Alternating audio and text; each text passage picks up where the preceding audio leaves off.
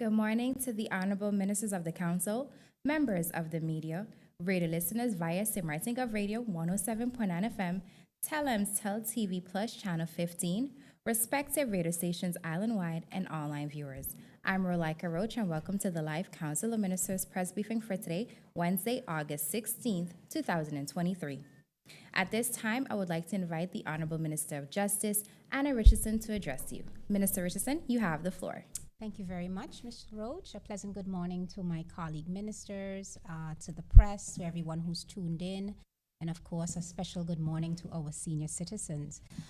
Just a quick note to be able to highlight the fact that today, Wednesday, August 16th, is the launch of the opportunity for persons that have expired Dutch St. Martin driver's license can proceed to have those licenses renewed without the need to sit the exam. This is in accordance with the law as it is written. The policy that was issued back in 2013 subjected persons after 1 year to have to resit the exam. All I'm simply doing is reverting back to the law, and if it is within 5 years, you can do so, renewing the license without needing to resit the exam. So between the hours of 2 p.m. to 3:30 this afternoon, you can visit the civil registry to have that renewal process commenced. The flyers are being published on as many mediums as we can think of, so you would be able to see what the requirements are. The dates, which is every Wednesday within the next 3 months, August, September, and October, gives you the opportunity to visit the civil registry to have this renewed. I'm sure there are going to be questions with regards to the recent publication by our Customs Department, followed by members of unions. And I'm going to actually allow for the media to ask the questions that they would like, because I've taken note that the acting director, or acting chief rather, of Customs has opted to respond to said letter to the minister on the public sphere, as had been presented by those who published it and chose to remain anonymous for whatever reason. But I'm going to let his response be the response that is given, because much of the items that were touched on are management level matters. But of course, any questions with regards to the function book, I can provide that answer if the media has that. And that will be it for me for now. Thank you. Thank you, Minister Richardson, for your opening remarks. At this time, I would like to invite the Honorable Minister of Public Housing, Spatial Planning, Environment, and Infrastructure, Egbert Duran, to address you. Minister Duran, you have the floor. Thank you, Rolika. Good morning, Prime Minister, colleague ministers, member of CoM, members of the media, and a special good morning to the people of St. Martin. Today I have a few brief updates. I'm happy to announce that on August 14th, Monday, the contractor responsible for the demolition of the old government building met with different persons from the Ministry of Rummy to do the official walkthrough and handover. There are a few things that needs to be done still in terms of cleanup, which will be done within the coming week, and the project will be officially handed over and come to a close. I would like to thank all those who played a pivotal role in seeing this project come to fruition and ultimately execution, and also which paves the way for the future development that is there to come. The following update I have is with respect to the Prince Bernard Bridge. The repair works are in the final stages. All of this work is being carried out by staff within the ministry. The rails were welded and repainted. The pedestrian walk area is to be coated, and then this project will also be brought to an end. I really want to emphasize and show my appreciation to the staff that did this. Just to give a brief update, I know a couple months ago, maybe over a year ago actually, that I mentioned that there was a public tender that took place. And when we received the amounts, we realized that it was really out of our budget, so to speak. And a couple months ago, staff within the department came with the idea to take it up and use our own internal resources.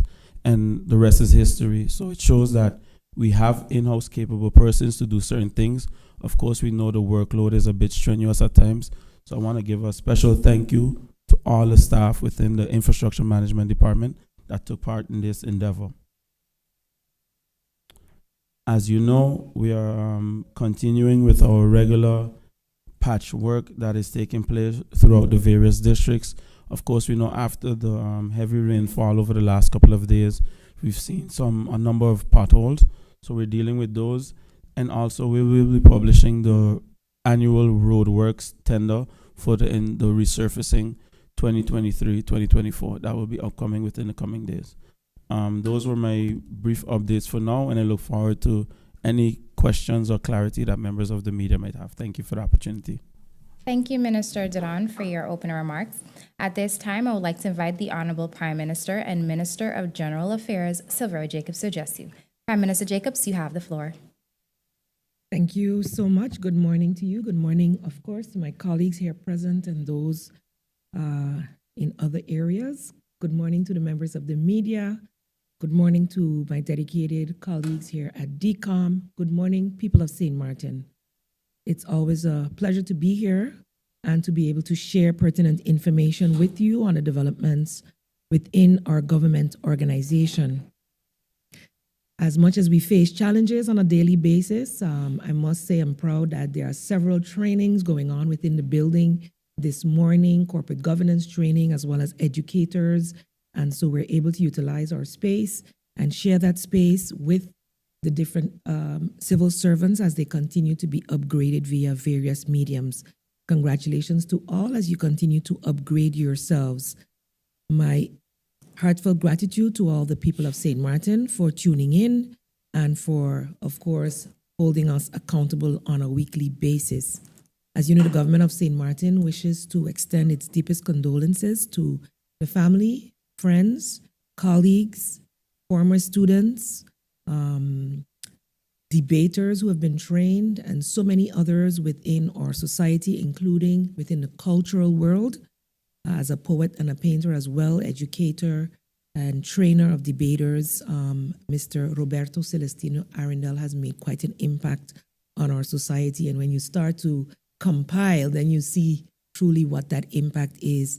May his soul rest in peace, and much condolences to his wife, Mrs. Arundel, and his children, as well as the extended families, colleagues, friends who are left to mourn, including the people of St. Martin. We'll continue to cherish his memories. And for me, I know whenever we ask him to perform, it's always that when we go back to the days when we used to, and now we can add him to that legacy of what we honor when we think back on the wonderful memories. As a Coal Bay man and coming from the village where I hail from as well, he will definitely be missed, including with the company that put on for many, many years, back to the days with Paben, etc., all those theatrical plays, etc. May he rest in peace.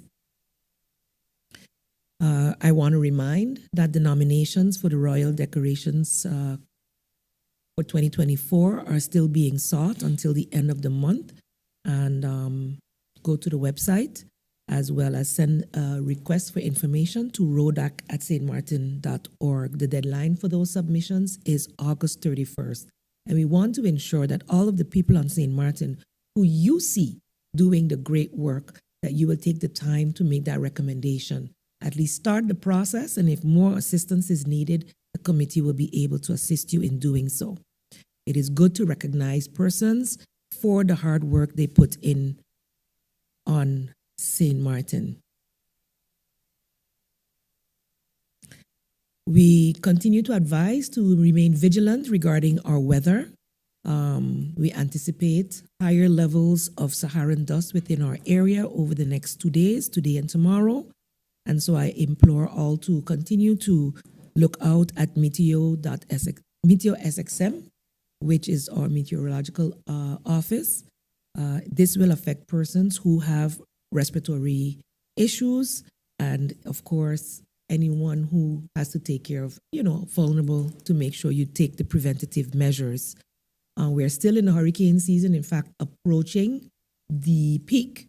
And so go to the government website, which has been updated and has a special button for hurricanes, where you can ensure that you have your checklist checked and you are ready and prepared, as we are quite used to that. I will be meeting within the next 2 weeks with the EOC to be updated and to update you as well once that has taken place. I've already made contact with the coordinator, and we're looking at a feasible date within the next 2 weeks to have that meeting.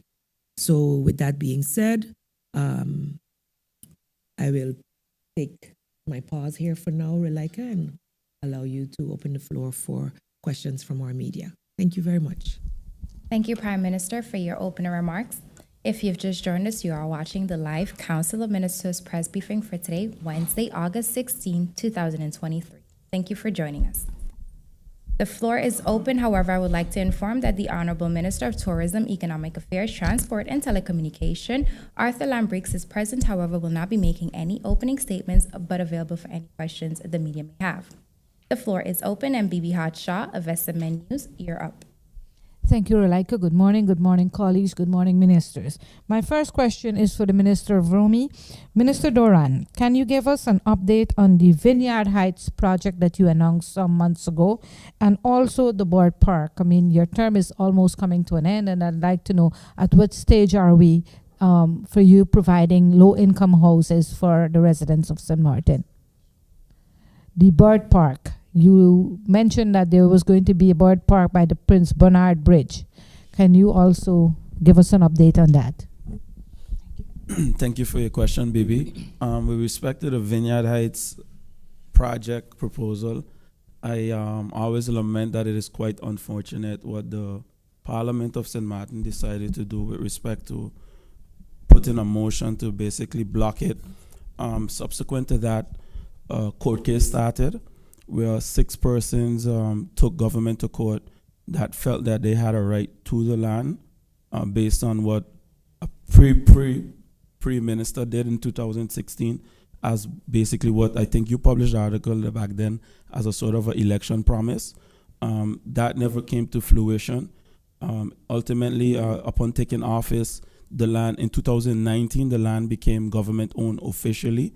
So just to put some context, the land was promised in a document from government by that then minister, didn't go through the registry, which you call DIV and all those things. Did not have a decree number. Some of them even had draft written through it. With all those points, the Parliament still opted to give a motion of disapproval and basically block the entire project. Again, that would have been, and I still believe in it, will be one of the next biggest things for St. Martin in terms of development for affordable housing. With affordable housing, then I believe that once persons that live currently in social housings that don't really need social housing, but there's no middle ground for them here because it's either very cheap or too expensive, this would alleviate that problem and solve a lot of issues with the projected around approximately 180 to 190 units that is projected there. That's a combination of duplex homes, 2 bedrooms, 1 bedroom apartments in the towers and so forth. So I still want that to come to fruition. We had a court case. They lost the court case against government. The judge then ruled for them to go into a Bodems Act, so go to the court of first instance. I waited 6 months. They didn't. So after discussion with my counsel, we decided to take it upon ourselves to start a case, and the case is currently still ongoing. So that is the update with respect to that.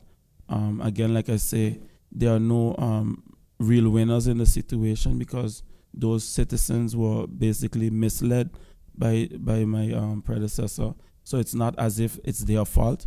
However, the reality is what it is, and we have to deal with it accordingly.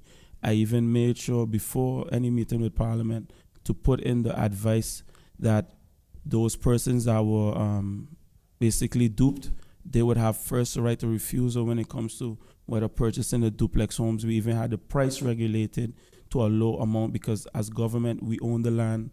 The developer then develops and we could sell it at a low price because we're not into making profit.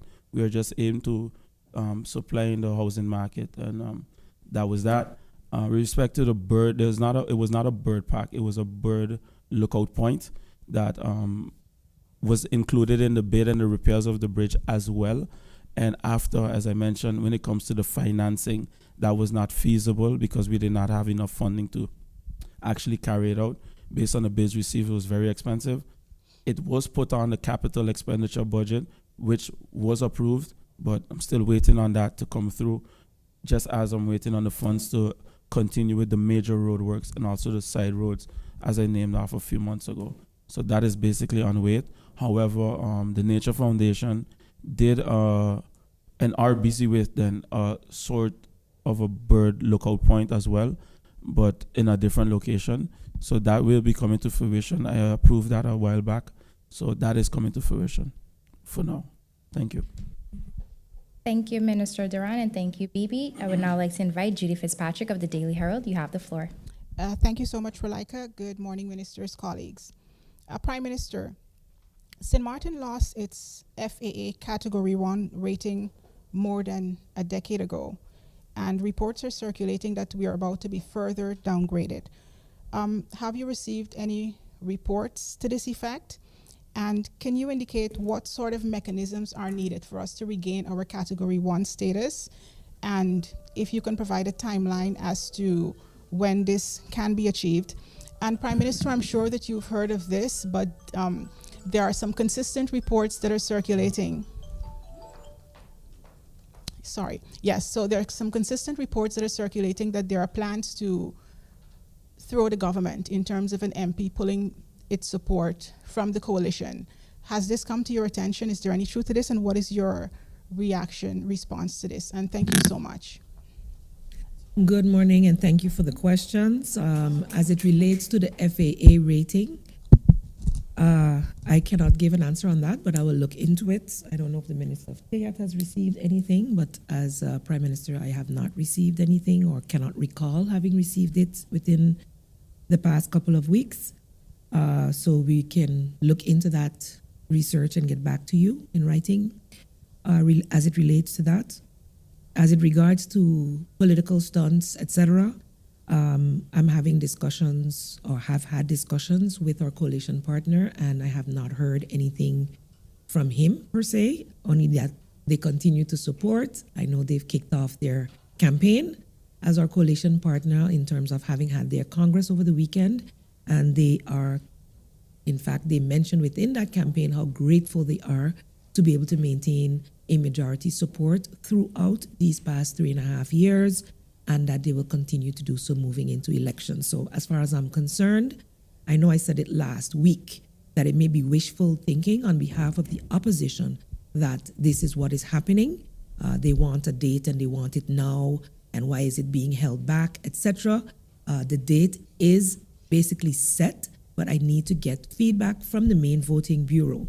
So there's no effort on behalf of the government, which consists of two parties that have a majority in Parliament and has maintained that over the past couple of years. There is no intention to do anything different but live up to our obligation to prepare for an election in January. I spoke just yesterday with the main voting bureau head, who updated that she's back and she will be giving her response as soon as possible.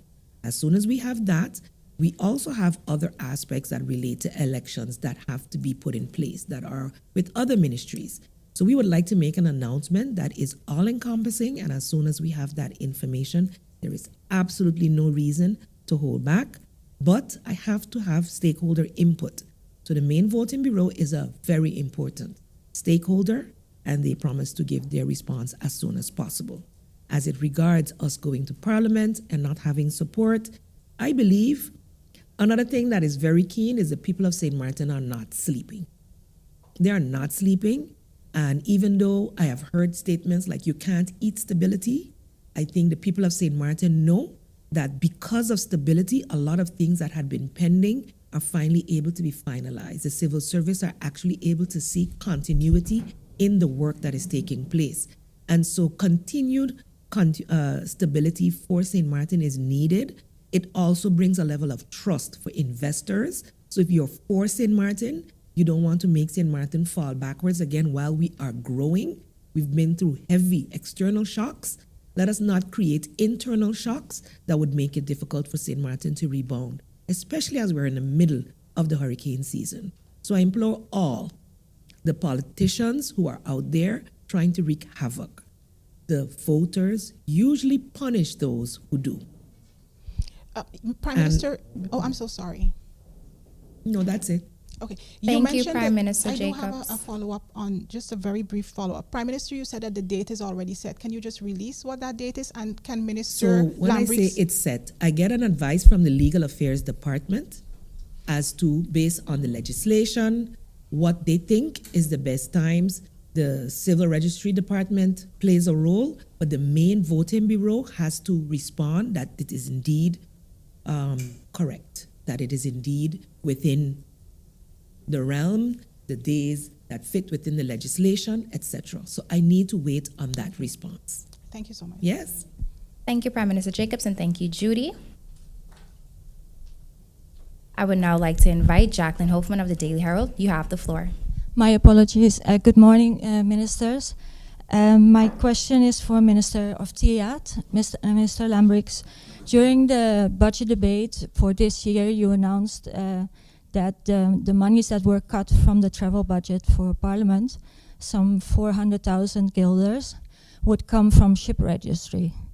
And to date, there is no ship register on St. Martin, apart from a very small one for touring charters. So that there should be a law introduced to have this ship registry in effect, so you could collect the money from that. However, St. Martin doesn't have a maritime flag, as it is not an independent country. Ships that would be registered would sail under the Dutch flag. And in The Hague, they're not particularly fond of that idea, because reflagging of ships, foreign ships, is particularly to do with international crime, and having foreign ships registered with captains in one country and the boat in another country and the flag from another country. So they want to stop this, and the example for that is Curacao. And you said you had your advisor from Curacao, but Curacao has code yellow, has had warnings from Brussels, because the ships that were registered under Dutch flag sailed out and committed crime. So how are you going to go about this? And seeing that it's August, how are you going to, before the end of the year, collect 400,000 guilders? And where is the money coming from? Good morning. Good morning, colleague ministers. Good morning, members of the media. Good morning to everybody listening. Thank you, Ms. Hoffman, for the question. Indeed, I did mention some of those things that you mentioned during the budget debate. And definitely our legal team, we have someone especially dealing with that and looking into all of these scenarios that you've spoken about and all of these situations. I don't think it is still impossible to do or to pull off. We are near final of what we can and cannot do and how we can do it. To give you any more information, I can't, because I'm still waiting from the legal side. But it is, like I said, near to completion with the final of what can and cannot be done. And when I do have that, then I will let you know in writing or in the follow-up press briefing exactly what will take place and how it will take place. But it is not the intention of us to, or it was never the intention of us to go the direction that you're mentioning with crime and to worry about ships registering and having a captain from somewhere. I mean, ships can register somewhere and have a captain that is French, but they registered Dutch. It's not illegal to have that. There's so many professionals in the world, you know, there's different nationalities. If they're capable and qualified to do so, then of course they will do so. You see that with aircraft, you see that with airlines, you see that with cruise ships, you see that with mega yachts, you see that with charter companies, you see that everywhere. It's nothing new, it's nothing particularly to St. Martin or Curacao, it is something that is everywhere. So again, when I do have that further information, I will provide that to you. Thank you. Thank you. 400,000. Say where the money, or will there be a Can you use a mic, please? The 400-something thousand that was budgeted for the travel budget for Parliament, where will this money come from? As I just mentioned, I think we can still pull off getting this in place and continuing the plan that we had in place. Although there's a few months left, it is not impossible. And there are also, of course, when you do these things, fees attached to it. And when the fees are attached to it, of course, those bring in revenue, and that will all add up to what you're mentioning. And that is still the plan to have executed. Thank you.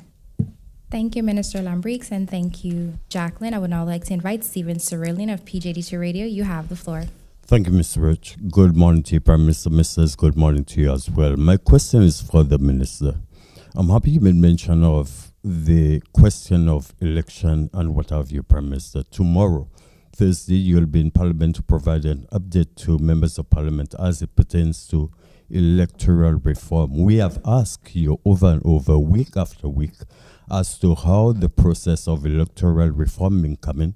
Can you tell us in a nutshell as to what you intend to tell members of Parliament in relation to that topic tomorrow? Thank you for that question, Stephen. As a matter of fact, I have my last preparatory meeting with all the relevant stakeholders today in preparation for that meeting. So I'd like you to have patience for one more day so that I don't say it here on the floor of Parliament and then tomorrow where you say it in press briefing and you know you're coming to Parliament tomorrow. So I would like to save that information for tomorrow so that I can divulge, in fact, what has been on the planning for quite some time, some quick wins that we see. So it's looking in that direction as well as what is already ongoing in terms of possible changes. Thank you. So thank you for your patience. I know that you've been asking, but it's in the planning and will be finalized for the presentation in Parliament tomorrow. Thank you, Prime Minister, and thank you, Stephen. We now move on to the second round. BB, you have the floor. Thank you, Laika. My question is for the Minister of Justice, Minister Richardson. Can you, in the article that was written by SMN News regarding the situation at the customs, they said that there were meetings and dialogue with you. I do understand, and I did see the response from the department head, but I'd like to know from you because the union and the workers there, they expressed their concerns to you, and what they're saying, they have not gotten any response from you. Another thing I'd like for you to give me an update on is the investigation regarding the casino controller and the police officer that was accused of having a firearm going into the casino. I know there's a video, Minister, and I know there's a different story told by the video. So I'd like you to give me the details of that. Thank you very much for your question, BB.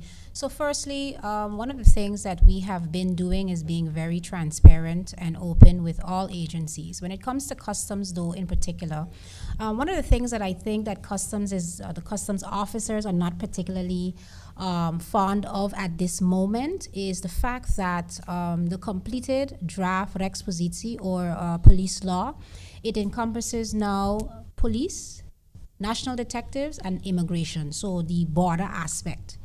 In the discussions with the same union members who presidents that I see have also decided to put out public statements of their disapproval or disappointment with the status of things are the very same persons who signed in a covenant agreement with the minister that after this police law is signed by His Excellency and published, immediately we will commence the steps that are necessary to incorporate both customs and that of Harvey Bay, because what that law does is it recognizes all persons with police task. So it is not a case when you look at law enforcement is not just police.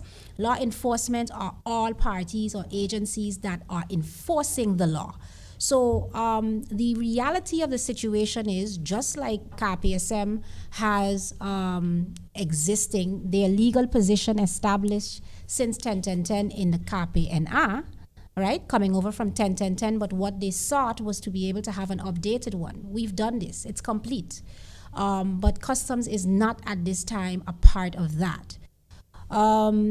there are aspects of, let's say, they're not having IDs. In order to get the ID, the system requires an LB number, a Landsbesluit number. This has been explained to this, and these are the most recent classes. This is not customs officers who have been in dienst from way before. These are the new classes who are saying we don't have IDs, but they also know that the signing of Landsbesluit ceased quite some time now, and we are in the position where the necessary legislative work has been done by this administration. It is finalized. All that is occurring right now is that the Ministry of Finance is working to be able to make that budget amendment that is necessary to ensure that the funds can be released. Because the moment that in each individual's LB is signed, guess what happens? They're seeking money. So the governor is saying to us, listen, I am governed by the Rijkswet or the Kingdom Law, and the Kingdom Law requires me to ensure that the financial ability is there. So the Minister of Finance has now a responsibility to secure those funds in the budget. And we are busy, or he is busy and his team, with the budget amendment. Of course, the Ministry of Justice is providing the support there as well. So I see that there are other aspects. Uniforms. I had a discussion with the acting chief, Ben Nadina, about, well, why is it they don't have... Minister, they do have uniforms. What the difference is, they prefer not to wear their official uniform, and they would prefer the more relaxed, so the polo shirts and the khaki pants. But that is not your official uniform. You have. So there is a misconception there when one says we don't have uniform. You're giving the public a whole different understanding than what your reality is there. When we talk about the function book, you know, one of the things that I've noticed in this process is that there are persons within our organization that wish for the organization to be expanded for their comfort. Which company, you know, you can go in and you dictate how big it gets, right? At the end of the day, when you come into the organization, you have to recognize its structure and determine if that is your career path. So whilst we recognize that there is a wish for customs to be set up in a certain way, we still have to be realistic if that fits in with St. Martin. So the sound minds that have to review, because one of the presidents of the unions submitted a whole long list of what they would like to see the function book have. And I had my staff go through it literally. Most of those functions are already in the approved function book. It was only about 5 or 6 of them that they are asking for that is not. And that then requires a discussion. We need to understand when we talk about operation, when we talk about financing, when you talk about certification, we need to be able to discover if St. Martin can handle or if it is even necessary to have those. So to give the impression as though you don't have a function book, the function book is not approved for, that is also misleading. But like I said, these discussions were had, the answers were given. They might not be necessarily what they want to hear, but that is the reality of it, and it doesn't mean that we aren't addressing it. Now, when it comes to the feeling that something is toxic, you also have to recognize that with the change of guard, there are some persons who favored one and it doesn't favor the other. So you don't want to deal with this acting director because you prefer to deal with someone else. But the reality of it, that someone else is not there. And that is by choice, not by directive. Yeah? So I think I've covered most of it. I think the director has published some 4 pages of a response. I invite another thing I must say is that word came back to me that there was some disappointment by customs officers. The fact that this publication went out speaking as though it is on the entire customs department behalf.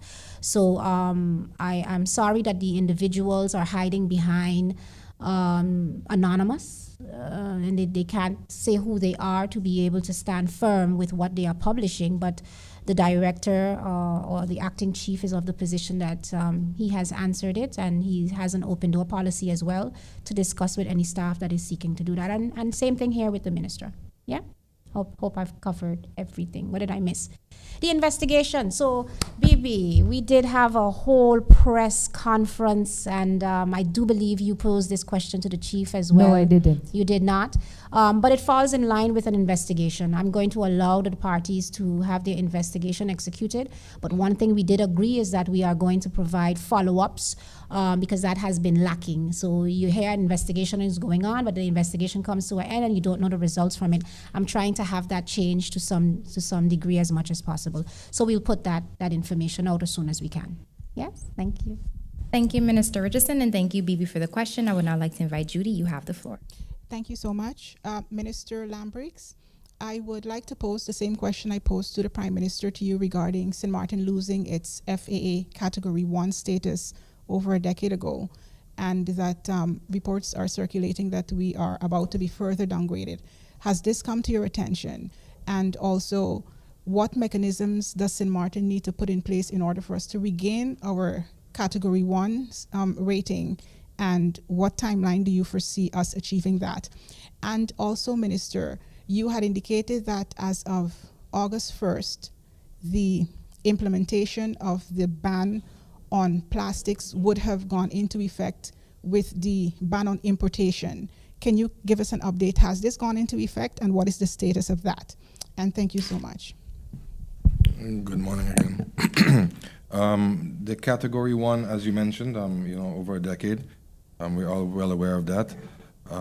Definitely it is on our top priority to get this Category Status 1 back. We have, with the civil aviation of my ministry, with the civil aviation, instructed them to start, getting things in place, whatever needs to be in place, and to create a timeline of when we can expect to have this completed. I have not gotten this back yet. I was out on vacation, and I just got back in office yesterday, so it is on the schedule this week to follow up with them and find out exactly what and where they are, and to know what's going on. Otherwise than that, the second question was? I asked also are we about to be further downgraded because there's not that I am aware. I have not, same as the Prime Minister has mentioned, we have not been made aware of it. There are people, always out there that, like to spread, unfortunately, negative things. Why they want to see that happen, I have no idea, but we have no intention of having it happen. Okay. And also it has not been addressed to us that it will happen or that we've, done anything to have that take place. Okay, and the second question regarded the implementation of the plastic ban. That was a little bit, I am a new minister, so as everybody knows, it was a little bit rushing too quickly to get things into place. But it is still on the plan, but of course not August 1st. As you see, August 1st has passed already. We have some other steps still to take before we can get to that. Interministerial, we are working on that between Justice, myself, also the Prime Minister, and getting everything in place to have that put in effect. So what is Sorry? I'm so sorry. What is the new timeline? I can't give you that right now. We're still ironing out some stuff, but as soon as we have that, we'll relay that to you.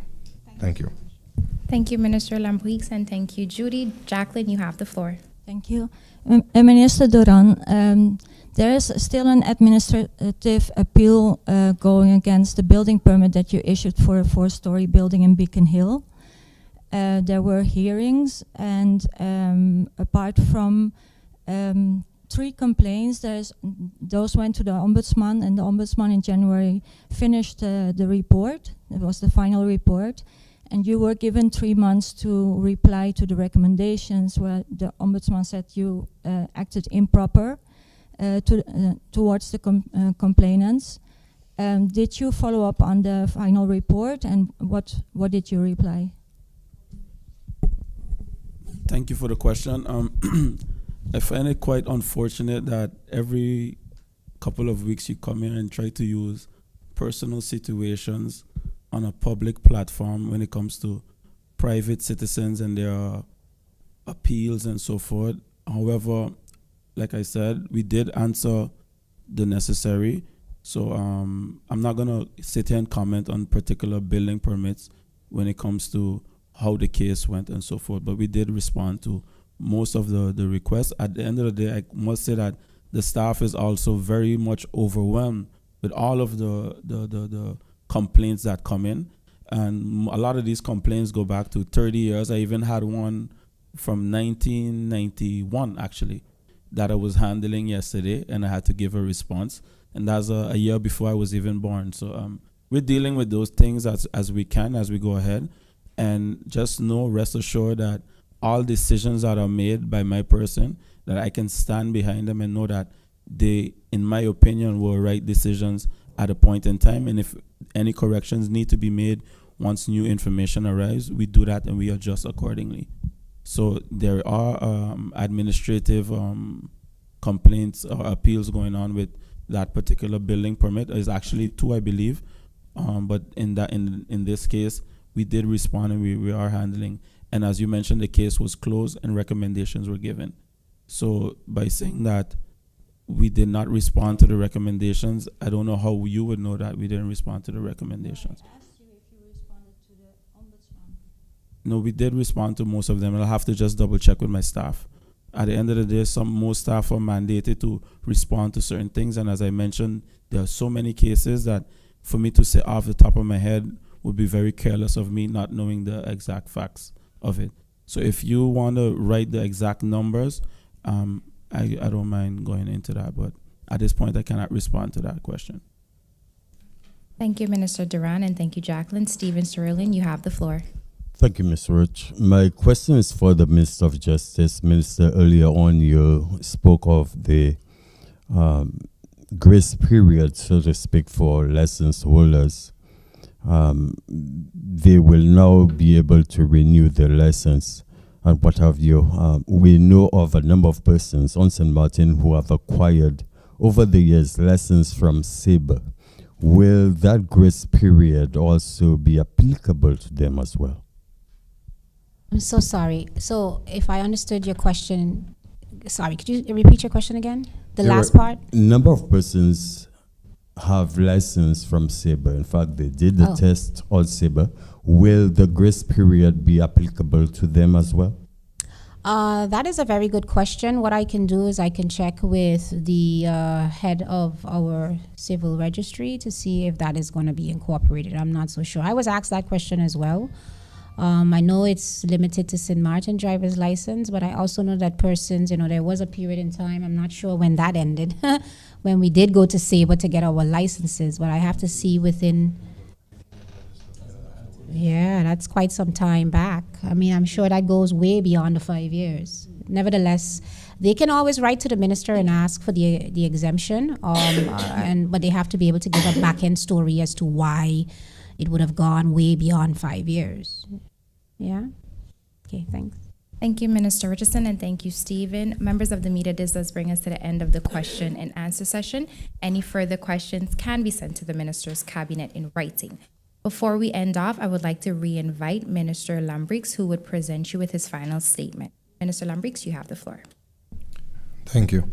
So I just wanted to let everyone know out in the public that we do have our online portal open for new business license requests, additional directors, amendments for existing licenses.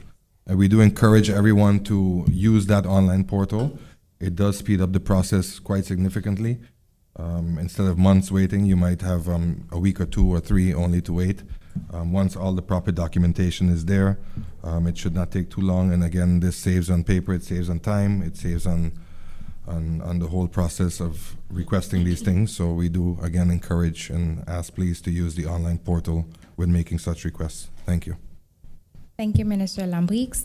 Honorable Ministers of the Council, members of the media, radio listeners, and online viewers, this brings us to the end of the live Council of Ministers press briefing for today, Wednesday, August 16th, 2023. For rebroadcast, tune into St. Martin Gov Radio via 107.9 FM, Telemcell TV Plus Channel 15, the official Facebook page of the Government of St. Martin, and YouTube channel Government of St. Martin. For video on demand, log on to the Government of St. Martin's YouTube channel. On behalf of the Department of Communication and the Government of St. Martin, I'm Rolika Roach and wishing you a pleasant day further.